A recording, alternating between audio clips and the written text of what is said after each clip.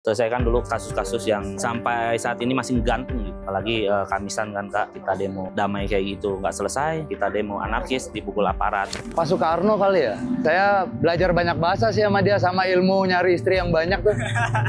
Ekspektasinya patah aja kali ya sama apa yang dia cita-citain gitu. Jadi kayak anjing gini amat gitu, ujung-ujungnya negara gitu. Tan Malaka, keren bro, tidak tercatat harum, cuma terus berjuang. Kayaknya sih kecewa ya, soalnya begini sih ya, keadaannya Indonesia tuh udah ruwet ya.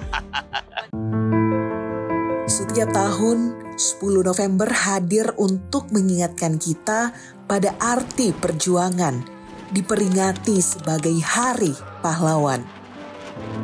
Tapi di tengah hiruk pikuk kehidupan modern, masihkah masyarakat benar-benar memahami makna Hari Pahlawan? Tentang semangat yang masih menginspirasi atau malah mulai memudar bersama ingatan tentang mereka yang pernah berjuang. Apakah sosok pahlawan masih diingat sebagai nama-nama yang ditulis dalam sejarah dulu atau sudah bergeser bersama waktu?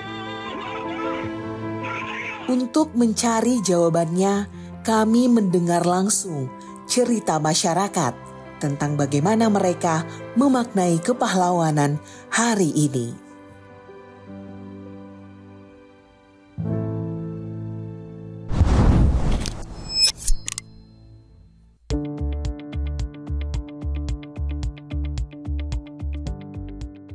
B.J. Habibie?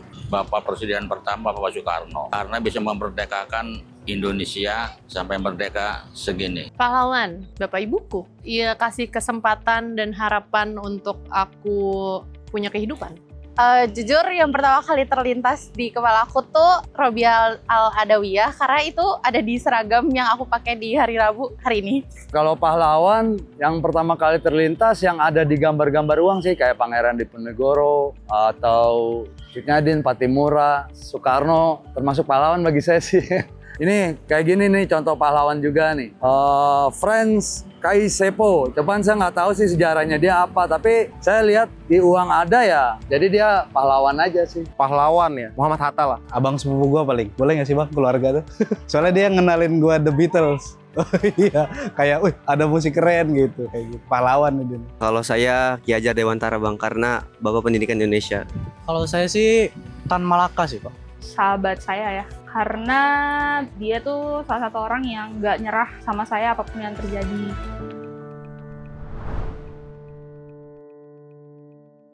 Kenapa disebut pahlawan? Karena sudah berjasa, apalagi kalau untuk Indonesia. Jadi kayak berjuang melawan penjajahan. Yang berjuang buat keluarga pun bisa disebut sebagai pahlawan ya. Intinya ketika kita bisa bermanfaat buat orang lain, dikatakan pahlawan. Kalau orang jadi pahlawan ya pasti karena punya jasa, ada yang dilakukan dan berdampak sama orang lain.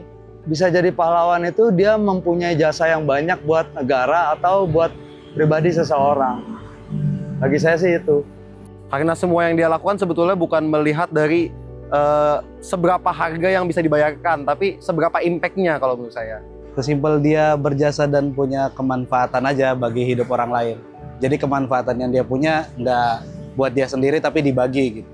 Karena mungkin satu bisa mempermudah hidup orang lain menjadi lebih baik. Kedua mungkin memberikan harapan untuk orang melanjutkan hidup. Mungkin ketika dia rela mengorbankan waktunya sendiri untuk orang lain gitu loh. Kalau dia menunjukkan sesuatu yang orang umum pikir itu nggak mungkin, lalu dia nunjukin bahwa itu bisa dilakuin.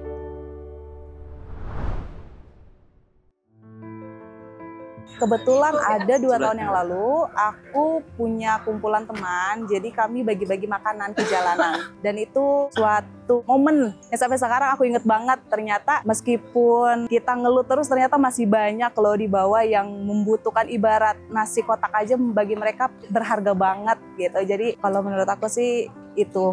Paling aku pernahnya kayak ngerasa pas itu aku lagi, kan kalau dari sekolah aku tuh mau ke halte harus nyebrang, terus kebetulan pas itu ada orang yang disabilitas, terus kayak aku bantuin ikut nyebrang, terus kayak ya udah agak bangga aja. Agak merasa saya membantu teman lain. Oh iya, kayak misalnya saya mungut sampah kecil satu-satu di sini, ternyata bisa nyelamatin pedagang lain besok-besok dagang di sini. Jadi kita nggak dianggap kotor, jorok gitu kan. Mungkin kalau dibilang pahlawan terlalu lebay ya, cuma mungkin sudah ya, karena bantu kayak banyak orang yang saya ajarin untuk ikutan di bidang saya sekarang, biar dia bisa lepas dari yang kesulitan dia lah gitu. Pernah gua ini ngingetin pemotor yang lain standarnya belum bang, standar bang, pahlawan gua bro berjasa gua. Nggak pernah pastinya, karena susah ya sebagai orang Indonesia yang sulit menilai diri sendiri dan tidak enakan, pasti susah melihat ke dalam. Cuma semoga, harapannya pasti semoga apapun langkah kita harian, ada hal kecil yang berguna buat orang lain. Tanpa label itu, tanpa label apapun itu, label pahlawan atau apapun, Indian mau berkarya juga kan pinginnya bermanfaat, berguna, dipakai di keseharian. Di keluarga sendiri. Ya jadi kebetulan kan udah gak ada ayah ya. Jadi sedikit jadi tulang punggung keluarga. Belum ada sih, tapi yang hampir mirip waktu teman saya waktu acara tuh rusuh banget. Itu teman saya tuh kehimpit lah jadinya. Habis itu saya bikin jalan buat dia jadi biar lega gitu. Habis itu dia bilang terima kasih ke saya gitu. Saya sama sih bang, mungkin kayak perbuatan kecil aja menolong. Contohnya kayak kemarin kayak teman saya itu minta tolong, dia tuh nggak bisa kayak bikin sesuatu tuh. Misalkan kayak seat, terus saya bantuin bang, dia kayak ngucap terima kasihnya itu saya seneng banget gitu bang. Sebetulnya tidak terlalu percaya diri untuk bilang diri sendiri sebagai pahlawan. Tapi kalau misalkan konteksnya hal kecil, mungkin yang baru aja terjadi, ada ibu-ibu yang nggak bisa lewat tangga waktu itu, terus saya bantu.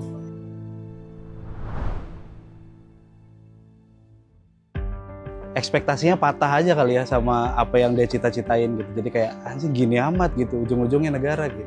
Ya kayak ya Pancasila nggak sesuai, cuman jadi teori aja, nggak sesuai prakteknya gitu. Kayaknya kayak autopilot negara ini gitu. Jadi yang ini mau ke sini, yang ini mau ke sono gitu. Jadi menurut abang, ini pada becus nggak sih ngelola negara gitu, Pak? Jatah saya, Pak. Kayaknya sih kecewa ya. Soalnya begini sih ya.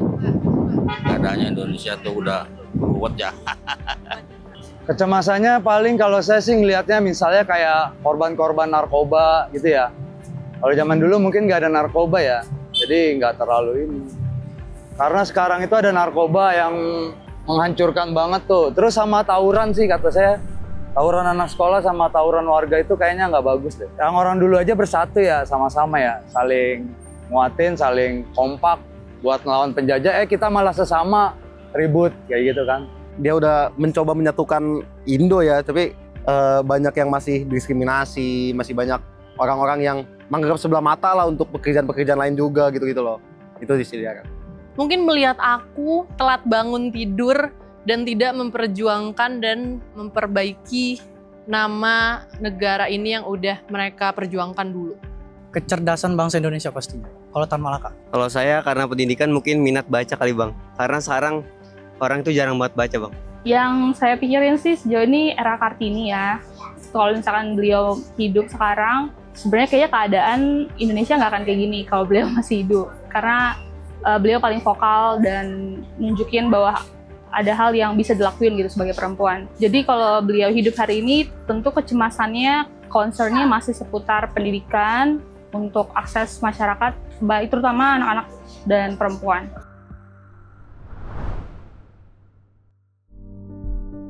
Tan Malaka, kedua Bung Hatta. Kalau nggak Sultan Syaril ya Muhammad Nasir. Aku baru-baru ini lagi baca Cut Nyak Dien, Sutomo, dan aku suka era Kartini sih. Mungkin karena sesama perempuan kali ya. Nomor 3 saya nganggapnya kayak Soekarno sama Soeharto. Itu bagi saya sih pahlawan, tapi nggak tahu deh mereka itu pahlawan atau enggak. Bagi saya kalau nggak ada mereka, mungkin Indonesia ini dari dulunya nggak ada. Soekarno, terus yang lanjutnya lagi Soeharto. Satu lagi sih ya guru-guru sekolah sih. Bagi saya itu pahlawan benar-benar tanpa tanda jasa. Kalau nggak ada mereka kita nggak belajar, nggak tahu hitung-hitungan kan, matematika atau baca kayak gitu. Muhammad Hatta, era Kartini, sama Soekarno lah yang udah buat gitu lah. Soekarno, Sudirman, Tan Malaka. Top 3 pahlawan nasional, pahlawan perempuan, Cut Nyak Dien, era Kartini waktu kecil soalnya aku berpikir, ya aku jadi harus sekolah nih. karena Kartini nulis surat gitu. Cut Mutia, yang orang Padang siapa orang Padang? Tan Malaka? Ya R.A. Kartini, terus Ki Hajar Dewantara sama Soekarno. Kalau saya yang pasti Soekarno, yang kedua Pak Habibie, yang ketiga tadi Ki Hajar Dewantara. Kalau saya pertama Tan Malaka, kedua Soekarno, ketiga B.J. Habibie. Pahlawan nasional yang langsung muncul di kepala R.A. Kartini, Sohokgi, dan Bung Hatta.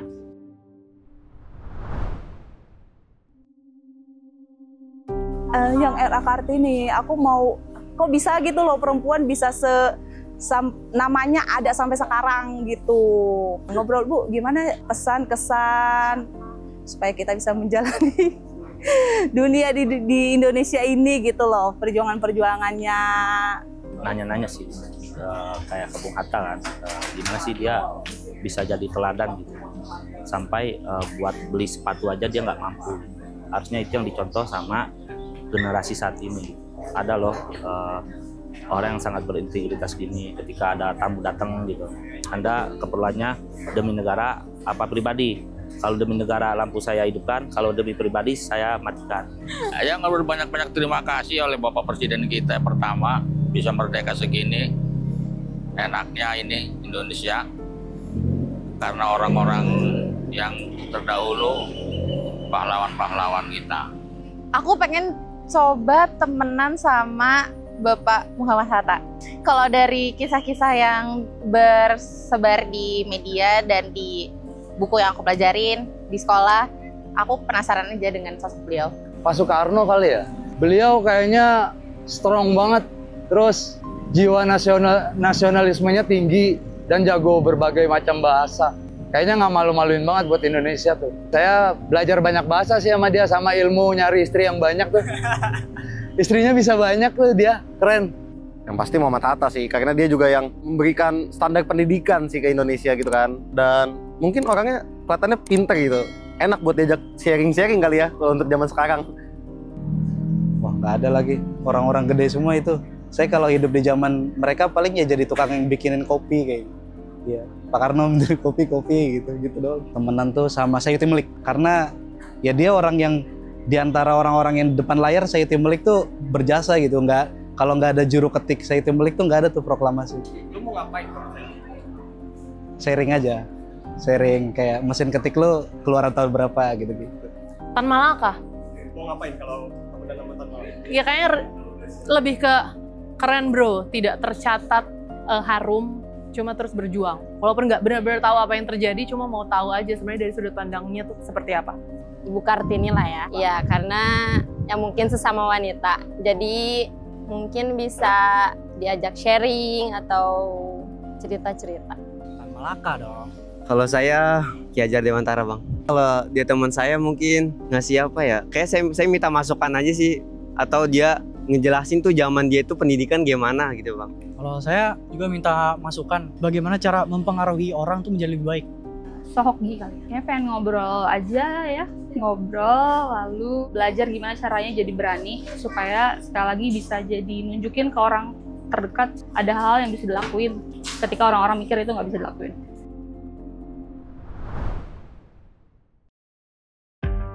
Wajib ya.